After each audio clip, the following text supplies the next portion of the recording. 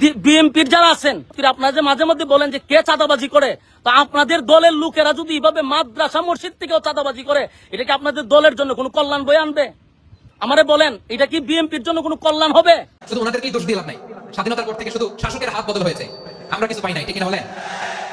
শুধু ওনাদের দোষ দিয়ে গেলাম, একদল খাইছে আরেকদল খাওয়ার জন্য রেডি হয়ে আছে। প্রিয় দর্শক, আমার বিএনপির নেতৃবৃন্দের কাছে এখন আমার প্রশ্ন হচ্ছে যে মিজানুর রহমান আজহারী তো আসলে কোনো নাম উল্লেখ করা নাই যে আসলে কোন দল খেয়ে গেছে আর কোন দল খাওয়ার জন্য রেডি আছে, কিন্তু শোয়েব আহমেদ আশরাফি হুজুর তো নাম ধরে বলছেন। তো এখন আমাদের বিএনপির নেতাকর্মী যারা আছেন, যারা মিজানুর রহমান আজহারীর জামাতের প্রোডাক্ট বানাইছিলেন, যারা বলছিলেন যে আজহারী নাম আজহারী, যারা বলছিলেন যে টাকা খায় ইসলামের দাওয়াত দেয়, যারা ধর্মের আলোচনা করে, তাদের ভিতরে আপনার মানে ধর্ম নাই, এখন তাদের কি বলবেন? আমরা নিজেরা যদি না শুধরাই, আমরা যদি শুধুমাত্র অন্যজনের ভুল খোঁজার চেষ্টা করি, তাহলে কোনো সময় পরিবর্তন করা সম্ভব না। আগে নিজেদেরকে শুধরাইতে হবে। যাই হোক, আমি আসলে কথা বাড়াতে যাচ্ছি না, আপনারা সম্পূর্ণ ফুটেজটা দেখেন, শুনেন শোয়েব আশরাফি হুজুর কি বলেন।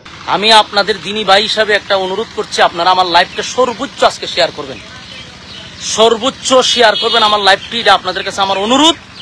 আমি একটা বিশাল ঝামেলার মধ্যে পড়ে আপনাদেরকে আমি লাইভটা দিছি, আপনারা একটু দেখেন আমরা কোন দেশে বসবাস করতেছি। আপনারা দেখেন যারা মানুষের সামনে এসে বলে সাধু সাজে, আমি তাদের মুখোশটা উন্মোচন করার জন্য আজকে লাইভটা দিছি। আমার হবিগঞ্জ জেলার মাতুবপুর থানার শাহজাহানপুর ইউনিয়ন এটা এটার এগিয়ে দিয়েছেন শাহজাহানপুর ইউনিয়ন। এখানে আপনি দেখেন আমার একটা প্রতিষ্ঠান, আপনারা জানেন যারা আমার পেজটিতে আছেন।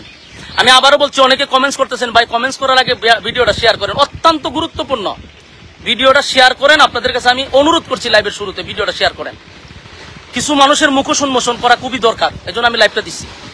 দেখেন আমার মাদ্রাসাটা আমি কতটুক যুদ্ধ করে এই মাদ্রাসাটা করছি আপনাদের জানার বাকি নাই।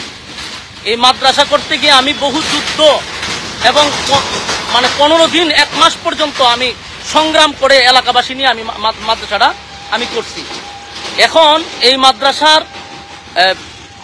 মাটির প্রয়োজন, আজকে আমরা অনেকদিন ধরে মাটির প্রয়োজন। আমি আমার সামনে মাহফিল আসতেছে, মাটি পালাবো, এই জন্য আমি গতকালকে একজন আমারে মাদ্রাসার জন্য মাটি দিছে। এক ভাই বলছে যে আমার জমির থেকে আপনি মাটি আনেন, আমি আপনার মাদ্রাসায় মাটি দান করছি, আপনার মাটি ফালান। এখন আমার প্রশ্ন হইল, একজনে আমার মাদ্রাসায় দান করছে মাটি, সেই মাটি আমার মাদ্রাসায় ফালাবো, এখানে আমি চাঁদা দিতে হবে কেন? এখানে আমি কেন চাঁদা দিতে হবে? চাঁদার জন্য আপনারা দেখেন, চাঁদার জন্য আমার গাড়িটারে আটকায় রাখছে। এখানে আমার মাদ্রাসার মাটি নিতে দিতেছে না। এই দেখেন আমার গাড়ি আটকায় রাখছে তারা, আমার গাড়িতে মাল নিতে দিতেছে না। এরপরে এখানে আপনারা একটু দেখেন, আশ্চর্য বিষয় হলো, একটা প্রতিষ্ঠান, মানুষ যেখান থেকেই হোক, মানুষ প্রতিষ্ঠানের প্রতি একটা দরদ থাকে, একটা মায়া থাকে, আসে না। আমার এখানে একজন আছে, এরা আমার এলাকারই, তো এখানে এদের বক্তব্য হলো যে আমাদের কিছু এখানে নাই, এখানে আমরা চেয়ারম্যানের নির্দেশে আমরা গাড়ি আটকাইছি। এরা আমার গাড়ি আটকায় রাখছে, এটা হলো তাদের বক্তব্য, হলো আমরা চেয়ারম্যানের নির্দেশে আটকায় রাখছি। তো এদের সাথে তো আমার আর কথা বলে লাভ নাই, কারণ এরা নিরুপায়। চেয়ারম্যানের আদেশ রক্ষা করতে গিয়ে আমার গাড়ি আটকায় রাখছে। মাদ্রাসার মাটি ফালাবো আমি, আমার একজনে মাদ্রাসার মাটি দান করছে।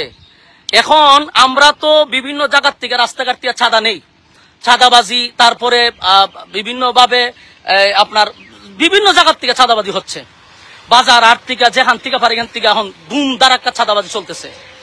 এখন আমি বাংলাদেশের একটা বড় দলকে বলছি যে আপনাদের এগুলা বিষয়গুলো অবগত থাকা দরকার। আরে ভাই, তুই খাস বিভিন্ন জায়গা থেকে খা, অসুবিধা, একটা মাদ্রাসার থেকে তো আমাদের এই জিনিসগুলো বোঝা দরকার। উনি আমার মাদ্রাসার মাটিটা আটকায় রেখে দিছে। আমি ওনারে ফোন দিছি, আমি ওনারে ফোন দেওয়ার পরে কিন্তু লাইভে আসছে, ওনারে আমি কয়েকবার ফোন দিছি। উনি আমার ফোনটা ধরে বলছে যে তোমার সাথে তো আগেরও কথা হয়েছিল, তুমি টাকা পয়সা দিলা না কেন? অথচ আগে একবার মাদ্রাসার মাটি ফালাইতে ওনাকে আমি 20,000 টাকা চাঁদা দিছি। উনার নিজস্ব লোকেরা আমার কাছ থেকে এই চাঁদার টাকা নিছে, আমার কাছে প্রমাণ আছে, ডকুমেন্টস আছে, উনি যে আমার কাছ থেকে চাঁদা নিছে এটার ভিডিও ক্লিপ আমার কাছে আছে। এখন উনি আবার চাঁদার জন্য আমার গাড়িটা আটকায় রেখে দিছে। এখন আমি দেশবাসীর কাছে বলবো, মাতুবপুর থানার যারা আছেন তাদের কাছে আমি বলবো যে আপনারা দায়িত্ব পালন করতেছেন, যে কোনো প্রতিষ্ঠানও কি তারা মানবে না?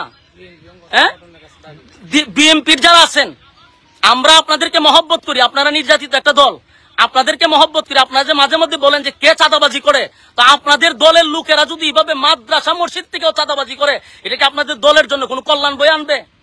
আমারে বলেন এটা কি বিএনপির জন্য কোনো কল্যাণ হবে? মাদ্রাসা মসজিদ তো মানুষ মানার কথা। আমার মাদ্রাসাটা আমি যুদ্ধ করে মাদ্রাসা করছি, আজকে আমার মাদ্রাসা মাটি ফেলাবো? এখানকার চেয়ারম্যানে তার গুন্ডা বাহিনী দিয়ে আমার মাদ্রাসার মাটি আটকে দিব কেন? আমি বারবার অনুরোধ করছি আমার মাদ্রাসা এটা ছেড়ে দেন। এরপর এরা বলতেছে এটা চেয়ারম্যানের নির্দেশ, মাটি ছাড়া হবে না। 2টা গাড়ি আমার সকাল থেকে আটকে রাখছে, আমি আমাদেরকে বেতন দিতে হবে না? 2 গাড়ি আমার আটকে রেখে দিছে, কোনো কথা তারা শুনতে রাজি না। টাকা দিব, তারপরে তারা মাটি ছাড়বে। আমার প্রশ্ন হলো, আমি আমার আরেক জায়গার থেকে আমি আমার কিনা মাটি দানের মাটি আমি যদি মাদ্রাসাত পালাই, এখানে আমি কেন চাঁদা দিব?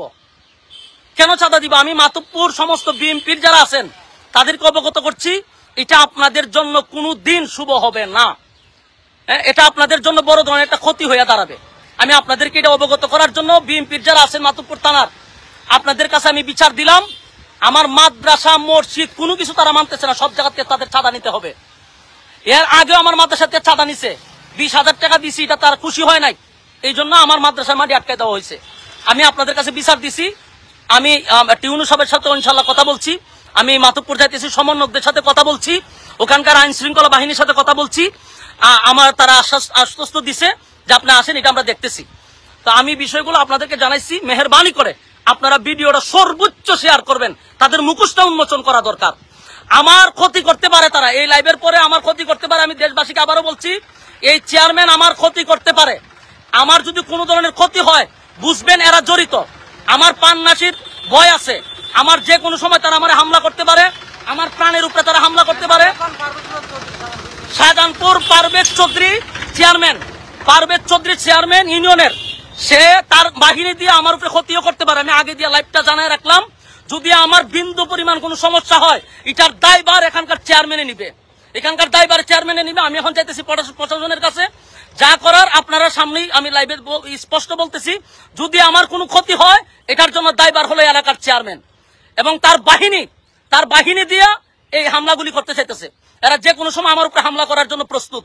আপনাদেরকে আমি এটা জানাইলাম, ভবিষ্যতে যদি আমার কোনো সমস্যা হয়, আমি আগে দিয়ে এটা প্রমাণ স্বরূপ রাখলাম যে আমার ক্ষতি এই চেয়ারম্যানে করার সম্ভাবনা আছে। আমি দেশবাসীর কাছে বলতেছি, সর্বোচ্চ আপনারা ভিডিওটা শেয়ার করবেন। মাতুব্বরবাসীদের কাছে বলি, ভিডিওটা শেয়ার করবেন। হবিগঞ্জ জেলার মানুষকে বলছি, ভিডিওটা শেয়ার করবেন। আল্লাহর রাস্তে বলছি, আপনারা আমার ভিডিওটা আজকে সর্বোচ্চ শেয়ার করবেন। এরা এত জুলুম আমার উপরে করতেছে, আমার সারা দুনিয়ার বালু যায়, আমার কিছু মাদ্রাসাত গেলে আর আমার বাধা দেয়, কোনো কিছু করলে তারা আমার বাধা দেয় কেন? কোন কারণে? এখনো কি স্বৈরাচার রয়ে গেছে? আমি তো দেখতেছি এর থেকে ভয়ঙ্কর এরা আমাদের সাথে ব্যবহারগুলো করতেছে। এই জন্য আমি মাতুব্বরের বিএনপির লোকদেরকে বলছি, আপনাদের প্রতি আমাদের এখনো সুধারণা ছিল, কিন্তু আপনাদের কর্মীরা যা করতেছে, এটা বাংলাদেশের জন্য ভালো হবে না, আপনাদের দলের জন্য ভালো হবে না। এরা মসজিদ বুঝে না, এরা মাদ্রাসা বুঝে না, সব জায়গার থেকে এদের চাঁদা নিতে হবে কেন? চাঁদা দিতে হবে তাদেরকে? সর্বোচ্চ আপনারা ভিডিওটা শেয়ার করবেন। শেষ পর্যন্ত ভিডিওটা দেখার জন্য ধন্যবাদ। সেই সাথে ধন্যবাদ জানাই আমার অডিয়েন্স যারা আছেন, প্রতিনিয়ত যারা আমাকে এভাবে সাপোর্ট দিচ্ছেন, আশা করবো এভাবে সাপোর্ট দিয়ে যাবেন। তবে শুধু এতটুকুই বলতে চাই, ইসলামকে নিয়ে কেউ কটূক্তি করেন। মনে রাখতে হবে, এই দেশে 90% মানুষ মুসলিম। ইসলামের বিষয় নিয়ে কাউকে আঘাত দিয়েন না। ভালো থাকবেন সকলেই। আসসালামু আলাইকুম।